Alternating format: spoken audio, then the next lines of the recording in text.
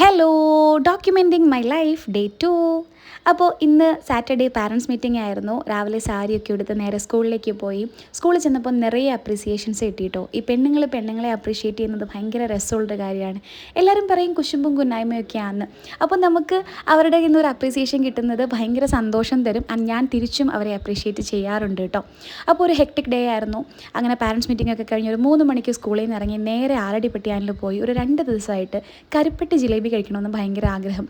ഞാനിവിടെ വന്നിട്ട് ടേസ്റ്റ് ചെയ്തൊരു സംഭവമാണ്. അതുകൊണ്ട് ആ ഇരിക്കുന്ന സാധനമാണ് കേട്ടോ.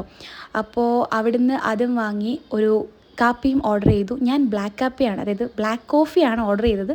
പക്ഷേ എനിക്ക് വന്നത് മിൽക്ക് കോഫിയാണ്. പിന്നെ ശരി പോട്ടെ, വെറുതെ ആ വർക്കേഴ്സിന് വഴക്ക് വാങ്ങി കൊടുക്കണ്ടെന്ന് വിചാരിച്ചിട്ട് ഞാനതങ്ങ് കുടിച്ചു കേട്ടോ. നല്ല ടേസ്റ്റാണ്. അവിടെ കരിപ്പെട്ടി വെച്ചിട്ടാണ് എല്ലാ സാധനങ്ങളും ഉണ്ടാക്കുന്നത്. ആലടിപ്പെട്ടിയാന്ന് പറഞ്ഞിട്ടൊരു കടയാണ് കേട്ടോ. അപ്പോൾ അവിടുത്തെ ഈ കരിപ്പെട്ടി ജിലേബി എനിക്ക് ഭയങ്കര ഇഷ്ടമാണ്. ഇപ്പോൾ കുറേ നാളായി കഴിച്ചിട്ട്. അപ്പോൾ പിന്നെ കഴിക്കാമെന്ന് വിചാരിച്ച് ഞാൻ 1/4 കിലോ വാങ്ങിച്ചു. പക്ഷേ അതിൻ്റെ ആവശ്യം ഉണ്ടായിരുന്നില്ല. കാരണം ഇവിടെ ആരും അങ്ങനെ കഴിക്കാറില്ല. ഞാനും അത്ര മധുരം ഉപയോഗിക്കാത്ത ഒരാളാണല്ലോ. അപ്പം ഞാൻ ഒരു ചെറിയ പീസ് മാത്രമേ കഴിക്കുകയുള്ളൂ.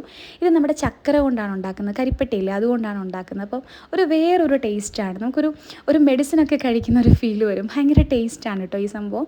അങ്ങനെ അതൊക്കെ കഴിഞ്ഞിരുന്ന് ഞാൻ എൻ്റെ ഒരു ഡേയെക്കുറിച്ച് ഇങ്ങനെ അനലൈസ് ചെയ്തു. ഞാൻ ആർക്കെങ്കിലുമൊക്കെ നല്ലത് ചെയ്തോ, എന്തെങ്കിലുമൊക്കെ മോശമായിട്ട് ചെയ്തോ, ആരെങ്കിലും ഹേർട്ട് ചെയ്തോ എന്നൊക്കെ ഇങ്ങനെ അനലൈസ് ചെയ്യാറുണ്ട് കേട്ടോ. അത് നമുക്കൊരു പോസിറ്റിവിറ്റിയും നമ്മുടെ ഉള്ളിലൊരു ഗ്രാറ്റിറ്റ്യൂഡും ഒക്കെ തരുന്ന ഒരു സംഭവമാണ്. പിന്നെ ഒരു ബുക്കൊക്കെ വായിച്ചുകൊണ്ട് ബാൽക്കണിയിലിരുന്നപ്പം ദാണ്ടെ അവിടെ ഒരു പുള്ളിക്കുയിലും ഒരു അല്ലാത്ത കുയിലും ഇരുന്ന് കൂക്കു വിളിക്കുന്നു. ഞാനും തിരിച്ച് കൂക്കുവൊക്കെ വിളിച്ചു. ഇവിടെ വളരെ വിരളമായിട്ടാണ് കേട്ടോ ഇതിനെയൊക്കെ കാണുന്നത്. അപ്പോഴത്തേക്ക് അപ്പ ഒരു സ്നാക്ക് ഉണ്ടാക്കി കൊണ്ട് തന്നു. ആക്ച്വലി ഇതൊരു 4 മണി പലഹാരമാണ്. ഞാനിതിനെ ഡിന്നറായിട്ടാണ് കഴിച്ചത്. നമ്മുടെ റാഗി സേമിയ ഇല്ലേ, അത് വാങ്ങിക്കാൻ കിട്ടും കേട്ടോ.